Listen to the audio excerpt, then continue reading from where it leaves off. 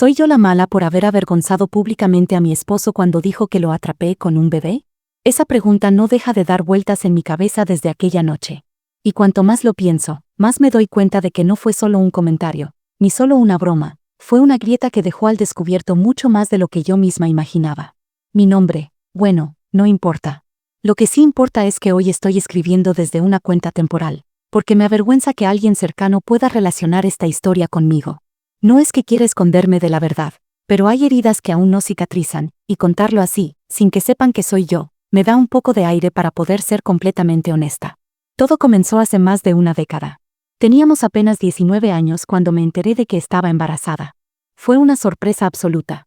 Yo llevaba un implante anticonceptivo en el brazo, uno de esos de larga duración, que jamás me había dado problemas, y que en teoría debía protegerme durante años. No había señales, no había fallos, y sin embargo, ahí estaba yo, con una prueba positiva en la mano. Al principio, fue un golpe de realidad. Recuerdo que me quedé sentada en el borde de mi cama, con la mirada perdida, intentando procesar que mi vida estaba a punto de cambiar para siempre. Pero cuando se lo dije a él, su primera reacción no fue huir ni enfadarse. Se quedó callado un momento, me miró, y dijo: «Bueno, vamos a enfrentarlo juntos».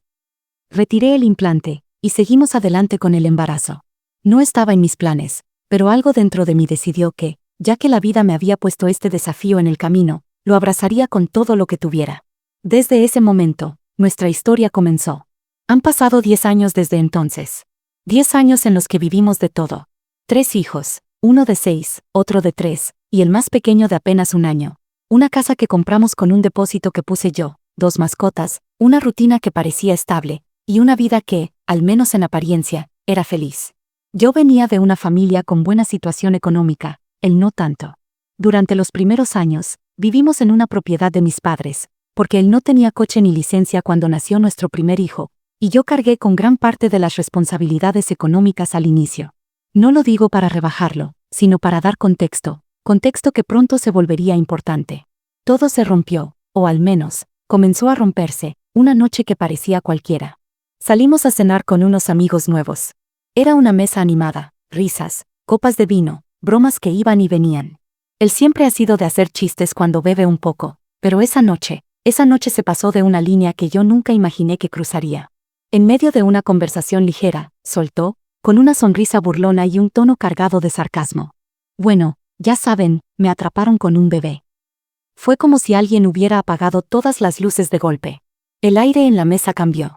Hubo un silencio incómodo de unos segundos, y todos me miraron, como esperando ver cómo reaccionaría. Yo me quedé helada. Jamás, en todos esos años, había escuchado algo así salir de su boca. Nunca había dado señales de pensar algo semejante. Y aunque lo dijo como si fuera una broma, sentí que me había clavado una daga en medio del pecho. Le pregunté en voz alta, sin esconder mi molestia: «Perdón, ¿qué acabas de decir?». Él todavía sonreía, intentando sostener ese tono ligero. «Pues eso, que estuvimos juntos años y de la nada, ¡pum!, embarazo. Es raro, ¿no?». Y ahí exploté.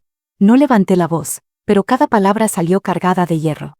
«Ah, claro, te atrapé por tu dinero.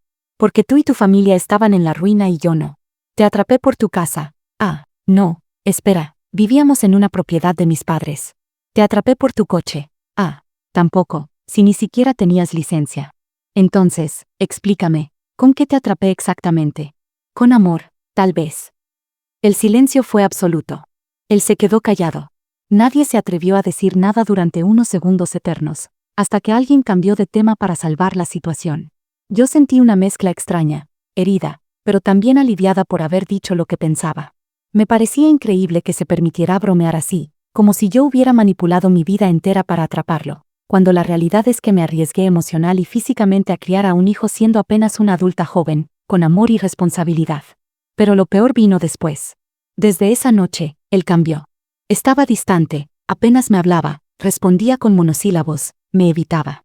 No quería conversar sobre el tema, y cuando lo intentaba, cerraba la puerta emocionalmente. Yo ya me había disculpado por haberlo avergonzado delante de todos, pero también le dejé claro que su broma me había dolido de una forma que no esperaba de alguien que, en teoría, me conoce y me respeta. Yo no creo que él lo pensara de verdad. En el fondo, siempre quise creer que fue solo una broma de mal gusto, una forma torpe de hacerse el gracioso frente a gente nueva, pero la herida ya estaba hecha. Porque aunque fuera una broma, eligió usar una parte profundamente personal de nuestra historia como si fuera un chiste barato. Y lo hizo en público. Pasaron un par de días en silencio. El ambiente en casa se volvió espeso, tan denso que parecía que podías cortarlo con un cuchillo. Seguíamos haciendo nuestras rutinas: preparar el desayuno, llevar a los niños a la escuela, bañar al pequeño, encargarnos del caos cotidiano, pero sin mirarnos realmente, sin estar presentes el uno para el otro. Cada interacción era mecánica. Él respondía con un sí o un no, y volvía a encerrarse en su teléfono o en el cuarto.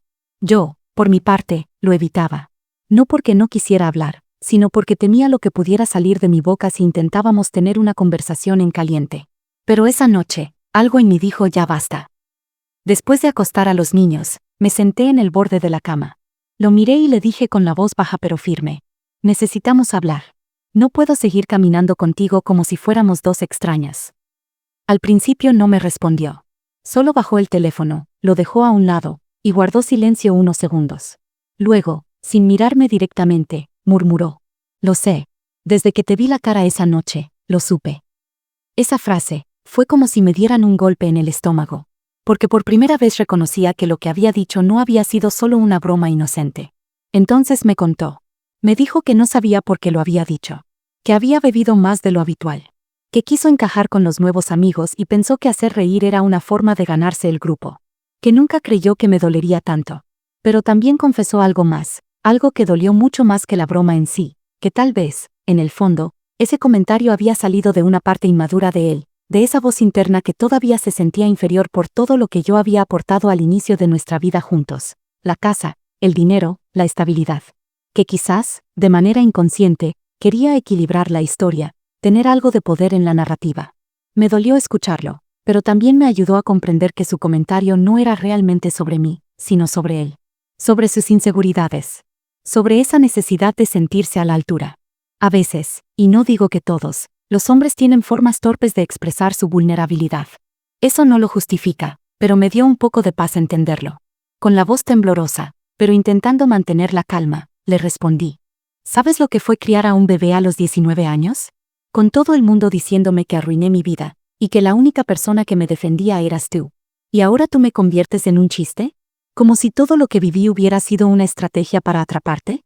Yo arriesgué todo, mi cuerpo, mi futuro, mis planes, y lo hice porque te amaba. No porque necesitara nada de ti. Y en ese momento, él lloró. Yo también. Fue una conversación larga, con momentos feos, pero necesaria. Le dije que no lo odiaba, pero que necesitaba tiempo para volver a sentirme segura emocionalmente. Porque esa noche, algo en mi confianza se había roto. No solo hacia él como esposo, sino hacia mí misma como mujer. Me hizo sentir como si tuviera que justificar que lo amé desde el principio, sin agenda oculta. Él me pidió perdón varias veces. No con excusas, sino con humildad. Me dijo que entendía por qué reaccioné en público. Que incluso había sido más respetuosa de lo que él habría sido si los papeles estuvieran invertidos. Me agradeció no haberlo dejado continuar con una mentira disfrazada de chiste. Al día siguiente, la casa se sintió un poco más tranquila. No estábamos bien, pero sí dispuestos a seguir hablando. Antes de irse al trabajo, me abrazó. No un abrazo de rutina, sino uno de esos que duran un segundo más de lo normal, que dicen lo siento sin palabras. En los días que siguieron, algo empezó a cambiar. No era una reconciliación total, pero había una intención de acercarse. Él me escribía mensajes durante el día, preguntando cómo estaba, enviando algún emoji de corazón, o un simple te pienso. Pequeños gestos, como preparar el café por la mañana, encargarse de los niños para que yo pudiera descansar un poco más, o poner la lavadora sin que yo se lo pidiera. Nada espectacular, pero lo suficiente para notar que estaba intentando reparar lo que había roto. No solo con palabras, sino con actos cotidianos. Sin embargo, la herida no sanaba del todo. Porque, aunque él intentara, el eco de su comentario seguía resonando en mi cabeza. Y lo peor, llegó desde fuera. Un día, me enteré por una amiga que uno de los amigos presentes aquella noche, justo el único con el que no teníamos mucha confianza, había comentado a otra persona. Pues según me contaron, la esposa de fulano se puso súper a la defensiva, como si tuviera algo que ocultar. Esas palabras me atravesaron. No solo eran injustas, sino que confirmaban algo que siempre me ha enfurecido, que cuando una mujer se defiende, siempre habrá alguien dispuesto a pintarla como manipuladora, dramática o culpable, solo porque no se quedó callada. Me enfadé, muchísimo. Pero no se lo conté a mi esposo en ese momento. No quería reabrir la herida. En cambio, me lo guardé. Y aunque intenté soltarlo, esas frases se quedaron rondando en mi mente, como un mosquito que no te deja dormir. A raíz de eso, decidimos hablar con la pareja que nos había presentado a ese grupo. Les conté lo que había pasado, sin victimizarme, pero siendo clara con el dolor que me había causado. Para mi alivio, ellos fueron comprensivos. Dijeron que en ningún momento pensaron mal de mí, que lo vieron como una situación incómoda provocada por un chiste fuera de lugar, y que estaban de nuestro lado. Sentir ese respaldo fue un pequeño bálsamo. Pero lo más importante ocurrió una noche, días después. Estábamos viendo una película, y en una escena secundaria, un personaje decía: ¿Y tú crees que ella se embarazó sin querer? Él pausó la película. Me miró con una seriedad que rara vez le veo y me dijo: yo sé que esto aún te duele. Y sé que una disculpa no borra lo que dije, pero de verdad estoy trabajando en entender por qué lo hice. Me conmovió. No porque esperara que me pidiera perdón cada semana, sino porque me demostraba que no estaba tratando de barrerlo bajo la alfombra.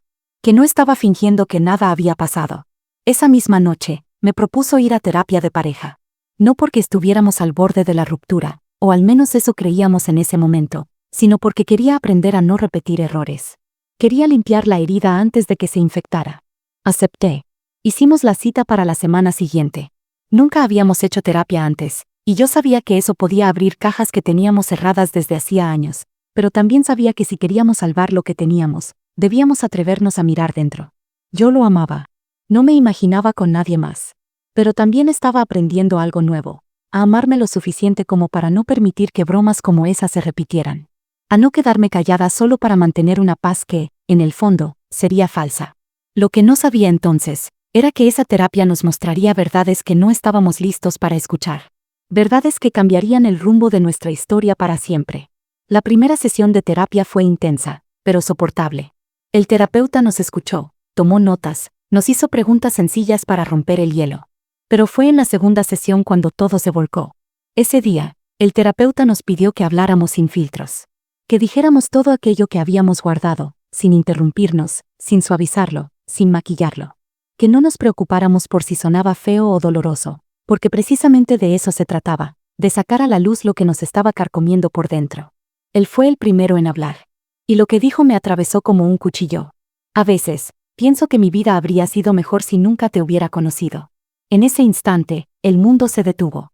El terapeuta me miró, esperando mi reacción. Pero yo no dije nada. No lloré, no grité. Me quedé completamente inmóvil, como si mi cuerpo hubiera apagado todas las emociones para protegerme del impacto. Por dentro, sentía que todo se desmoronaba, que los 10 años juntos, nuestros hijos, cada risa, cada sacrificio, de pronto se convertían para él en un error. Él intentó explicarse.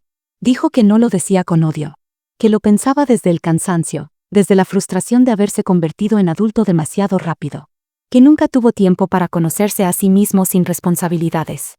Que, aunque amaba a los niños, a veces sentía que estaba atrapado en una vida que no eligió conscientemente. Y sí, yo lo entendí. Lo entendí de verdad. Porque es cierto que nuestra historia no fue planeada, que la vida nos empujó a crecer antes de tiempo. Pero también entendí algo más, que ese ya no era un hombre que quisiera quedarse. Al menos, no conmigo. Esa noche no dormimos juntos. No hubo pelea, no hubo gritos. Solo silencio. Un silencio espeso, profundo, que ya había sentido antes, pero que esta vez traía consigo una certeza, el principio del fin. En los días que siguieron, yo caminaba como un fantasma dentro de casa. Funcionaba en piloto automático, preparaba desayunos, vestía a los niños, los llevaba al colegio, respondía mensajes de trabajo. Pero por dentro, no estaba. Y entonces, llegó el golpe más duro. Una tarde, mientras doblaba ropa, mi hijo mayor, de apenas 6 años, me miró con los ojos llenos de angustia y me preguntó: «Mami, ¿papá ya no te quiere?». Sentí como el aire me abandonaba. Tragué saliva, respiré hondo, y le respondí lo más suave que pude. A veces los adultos tienen problemas, mi amor. Pero eso no cambia cuánto te queremos a ti. Sabía que no era suficiente. Los niños sienten todo. Y mis hijos ya habían empezado a notar el frío que se instalaba en casa. También vi cómo él empezó a distanciarse de ellos. No de manera cruel, pero sí con esa frialdad automática de alguien que ya está mentalmente en otra parte. Llegaba del trabajo y se encerraba. Jugaba con ellos por compromiso, no con entusiasmo.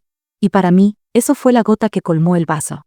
No podía criar a mis hijos en un hogar donde el amor se sintiera como una obligación. No podía enseñarles que quedarse por costumbre era más importante que estar bien. Así que tomé una decisión. Una que me rompía por dentro, pero que sabía que era necesaria. Le pedí que se fuera. Le dije que necesitaba espacio, que no podía seguir fingiendo que estábamos construyendo algo juntos y él mismo había dicho que a veces deseaba no haberme conocido. No discutió. Me miró con tristeza, pero sin sorpresa. Como si, en el fondo, él también estuviera esperando que yo lo dijera primero. Ahora vive con un amigo. Los niños preguntan por él todos los días. Les explicamos, con palabras sencillas, que mamá y papá necesitan estar en casas diferentes para poder sentirse mejor y cuidarlos bien. Sin mentiras, pero sin detalles que los hieran. Sí, estoy destrozada. No por perderlo, sino por darme cuenta de que durante años me aferré a una imagen de familia feliz que ya no existía. Porque aprendí que, a veces, incluso cuando uno ama, separarse también puede ser un acto de amor, especialmente cuando hay hijos mirando. No sé qué vendrá después. No sé si esto será temporal o definitivo. Pero por primera vez en mucho tiempo, siento que vuelvo a ser dueña de mí misma. Ya no estoy esperando que él me dé validación. Ya no me quedo por miedo a estar sola. Sí, estoy triste. Sí, estoy asustada. Pero, por primera vez en mucho tiempo, empiezo a sentir paz. Ojalá pudiera decir que, después de su partida, las aguas comenzaron a calmarse, pero la vida siempre tiene una forma peculiar de ponerte a prueba justo cuando crees que ya has soportado suficiente. Porque el siguiente golpe no vino de él. Vino de su familia. Desde el día en que se fue de casa, yo me propuse manejar todo con el mayor respeto posible. No hablé mal de él delante de los niños. No lo hice frente a nuestros amigos, y mucho menos con su familia. Incluso evité responder muchas preguntas, porque quería dejarle espacio para que él contara su versión, a su manera.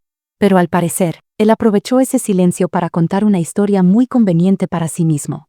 Según me enteré, le dijo a su familia que yo había destruido nuestro matrimonio por una tontería. Que nunca superé un chiste.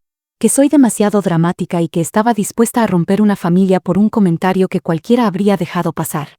Y, por supuesto, su familia le creyó. No hubo dudas, no hubo preguntas, no hubo un intento por escuchar mi lado de la historia. La primera en llamarme fue su madre. Yo pensé que sería para hablar de los niños, para organizar visitas o preguntar cómo estaban. Pero no.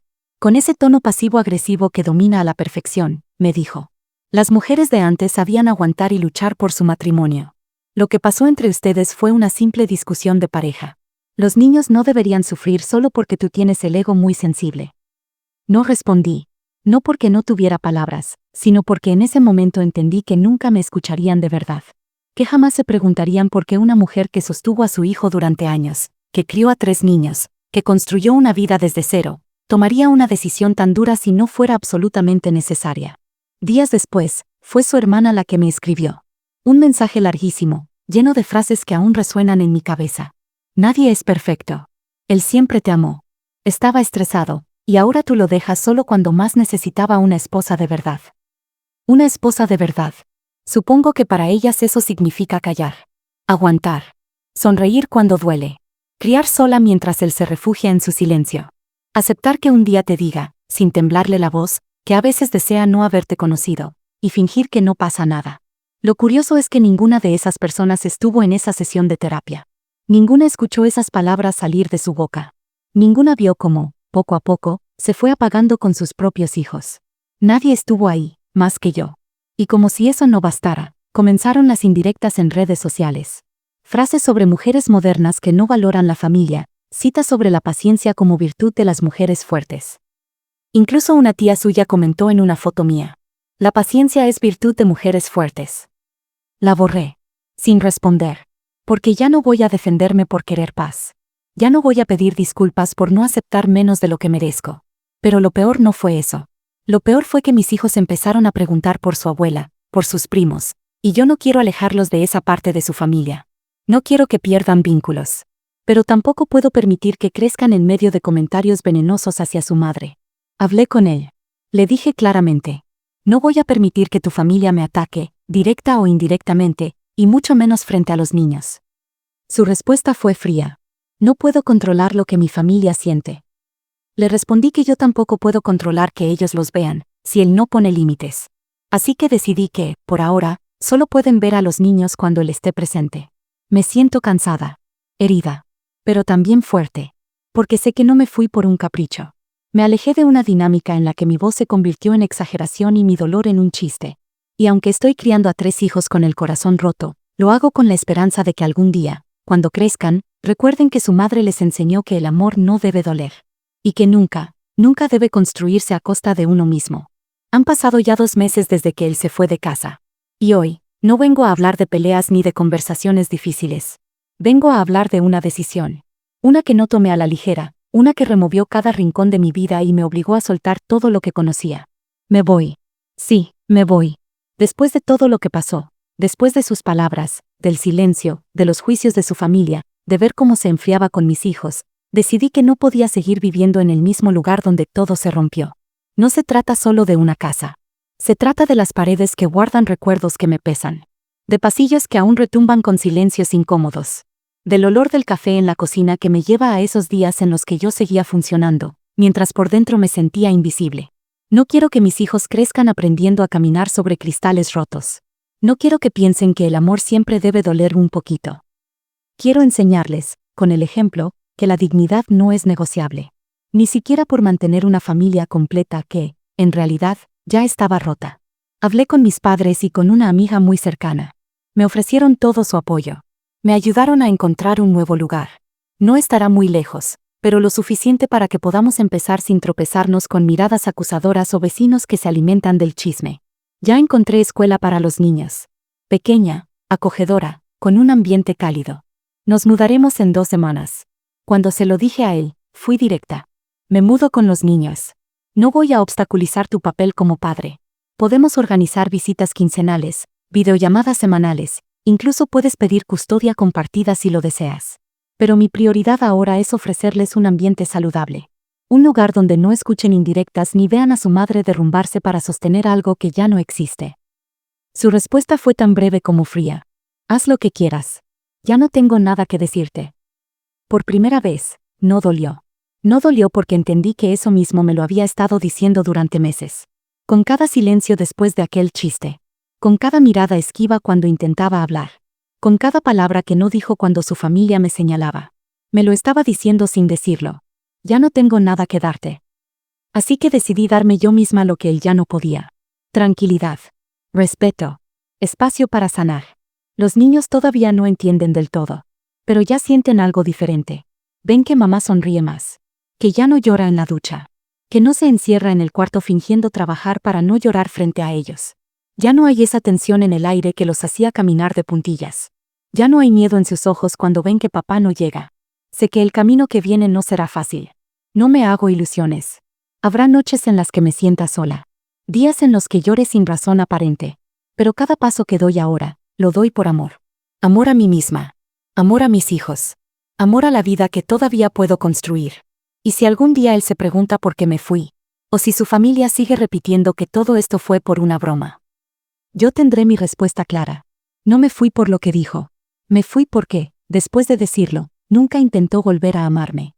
La mudanza llegó más rápido de lo que imaginaba. La última noche en aquella casa fue extraña, casi irreal. Los niños dormían en colchones improvisados en el suelo, porque todo estaba empacado en cajas. El eco de mis pasos resonaba más fuerte que nunca en los pasillos vacíos. Recorrí cada habitación, tocando las paredes, como si pudiera despedirme de una versión pasada de mí que había vivido allí. En la cocina, apoyé las manos sobre la encimera y cerré los ojos. Ahí estaba yo, hace años, preparando cenas mientras él me contaba su día. Ahí estaba yo, amamantando al bebé en la madrugada, sintiéndome agotada pero plena. Y también ahí estaba yo, en silencio, escuchando cómo el amor se convertía en una sombra. No lloré. Ya había llorado demasiado en esos muros. Esa noche, entendí que las lágrimas que me quedaban las guardaría para lo que viniera, para lo que valiera la pena. La mañana siguiente, mientras cargábamos las últimas cajas, los niños corrían por la sala vacía, sus risas rebotando en las paredes desnudas. Era como si no entendieran que estábamos cerrando un capítulo. Y tal vez eso es lo mejor, que ellos recuerden más la risa que la tensión. Cuando cerré la puerta por última vez, no miré atrás. Porque esa puerta no se cerraba solo para protegerme de un pasado doloroso, también se abría hacia algo que todavía no conocía, pero que empezaba a construir. La nueva ciudad nos recibió con un aire distinto. Las calles no me juzgaban. Las miradas eran de desconocidos que no sabían mi historia, y eso era libertad. El primer día que llevé a los niños a su nueva escuela, los vi correr hacia el patio, haciendo nuevos amigos sin miedo, sin esa sombra de tensión que habían aprendido a sentir en casa. En las noches, la casa nueva aún se siente ajena. Hay silencios, sí, pero son silencios limpios, sin rencor. Silencios que no pesan. Y cuando me acuesto, aunque a veces la soledad se asoma, sé que es una soledad distinta. No es la soledad de compartir cama con alguien que ya no quiere estar. Es una soledad que se siente, honesta. A veces pienso en él. No con odio. Pienso en la vida que tuvimos, en lo que hicimos bien, en lo que falló. Pienso en cómo una frase, dicha como broma, abrió una grieta que dejó salir todo lo que estaba escondido. Y entiendo algo que me costó años aprender. Las palabras son como piedras lanzadas al agua. No importa si dices que fue sin querer, las ondas que provocan siguen expandiéndose. Esa noche, en esa mesa, él no solo hizo reír a unos extraños. También puso en duda mi historia, mi amor, mi valor. Y aunque después intentó remendarlo, nunca volvió a mirar ese hilo roto con las manos suficientes para coserlo. Hoy, cuando mis hijos me preguntan por su papá, les digo que los quiere. No les miento. Porque sé que, de alguna manera, es cierto. Pero también sé que el amor no siempre se demuestra como queremos, ni dura para siempre en la forma que imaginamos. Ellos me ven sonreír más. Me ven bailar con ellos en la sala, aunque no haya música. Me ven sentarme en el suelo a jugar, sin que mi mente esté en otro lado. Tal vez no entienden aún que este cambio fue por ellos, pero algún día lo harán. Algún día sabrán que su madre eligió el camino más difícil para enseñarles algo que valía más que cualquier comodidad, que el amor sano empieza por uno mismo. Y cuando ese día llegue, cuando ellos, ya adultos, se enfrenten a decisiones que pongan a prueba su dignidad, espero que recuerden esta historia. No como la vez que mamá y papá se separaron, sino como el momento en que su madre decidió que no merecía ser un chiste, que no merecía amar a medias, ni ser amada a medias. Porque no me fui por lo que dijo. Me fui porque, después de decirlo, nunca intentó volver a amarme.